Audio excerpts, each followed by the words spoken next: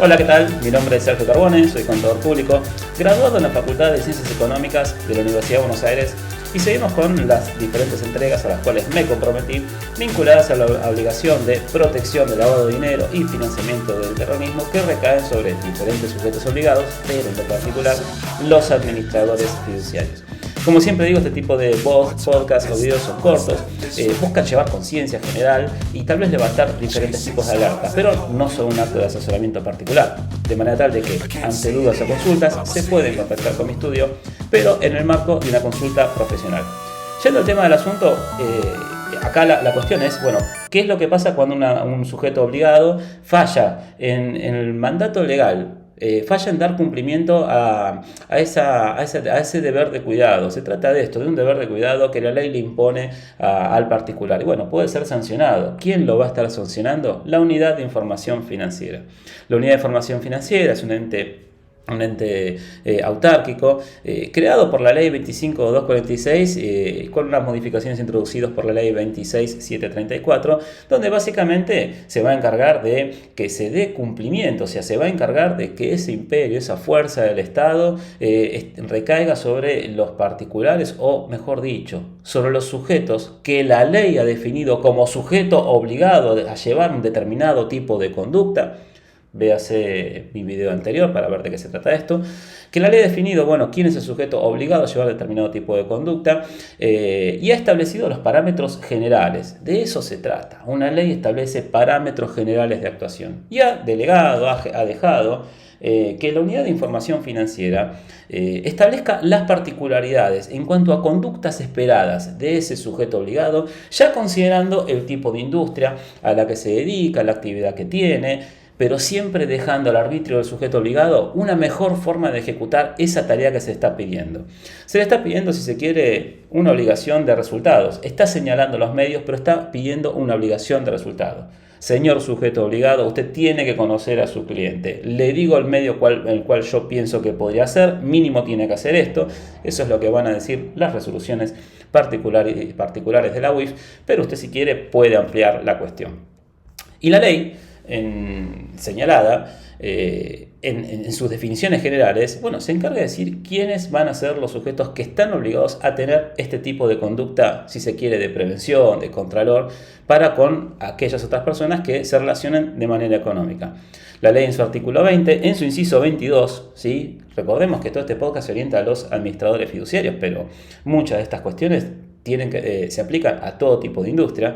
Bueno, establecen que tanto personas humanas como jurídicas que se dedican a la actividad fiduciaria van a tener que ser considerados sujetos obligados y entonces responder por la pauta normativa que se establece en la ley analizada.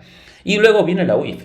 Viene la UIF a determinar, vía la resolución 140 del año 2012, cómo debe el fiduciario cumplir, cómo ir a la particularidad de esa obligación general impuesta. Un error que generalmente se comete es no comprender la estructura, no comprender esta cuestión de que la ley establece el parámetro general, la resolución de la UIF va a establecer los parámetros particulares. La cuestión operativa la vamos a encontrar en la resolución de la UIF, pero esa cuestión operativa también es un error muy común. Es una cuestión de mínima, una cuestión general. También es general. ¿Por qué? Porque cada fideicomiso, y es lo que yo siempre digo en todos mis podcasts, encierra un negocio subyacente y ese negocio subyacente puede estar incluido en diferentes tipos de industrias.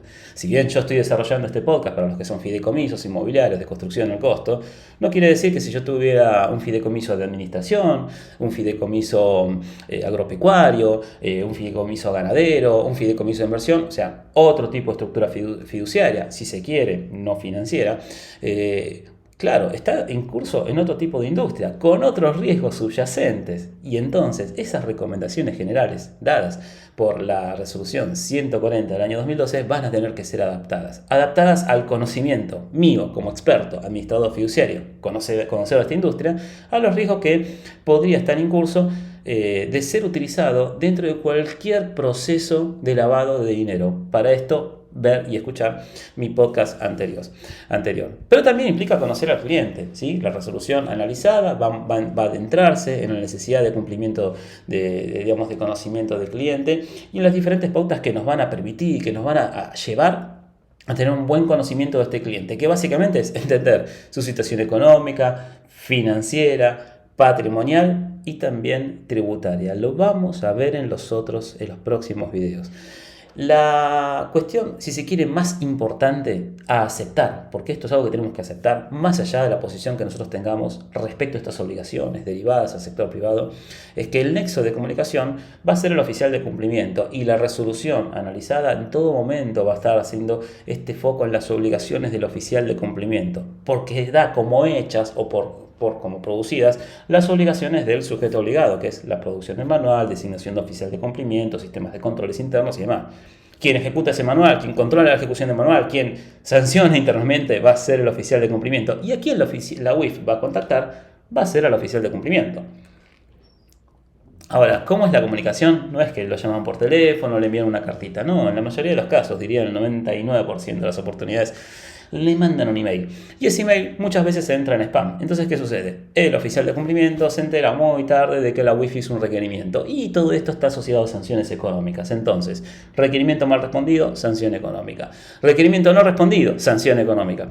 Y así. Entonces, quien sea designado oficial de cumplimiento no debe entender que esto es un simple trámite burocrático para poder obtener algún permiso o algo. No, esto se trata de que desde el momento en que se registra hay una obligación que se presume que se conoce, la obligación legal ya está desde antes naturalmente, y el oficial de cumplimiento tiene que ser sumamente prudente, bueno, para detectar, visualizar y demás esos correos electrónicos y atender cada uno de los requerimientos que se realiza, porque luego, en el caso de no responder, que generalmente los tiempos son muy exiguos, 3 o 5 días, esto no es que te dan 20 días, 3 o 5 días, siempre habilidad administrativa, pues son 3 o 5 días.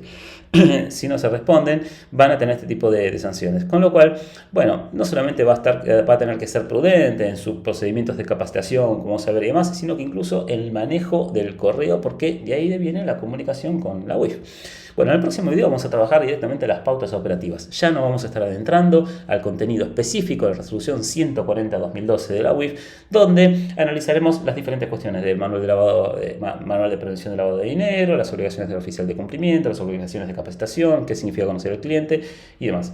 Ante cualquier duda o consulta se pueden contactar con mi estudio, pero por favor les pido en el marco de una consulta profesional. Y bueno, mi página web es www.sergiocarbone.com.ar. Los invito a visitarla, los invito a compartir este video y también a descargar mi libro digital, que lo subí de manera completamente gratuita, porque esto se trata de llevar conciencia. Y bueno, si hay que ejecutar algún trabajo, se pueden contactar conmigo. Muchas gracias, hasta luego.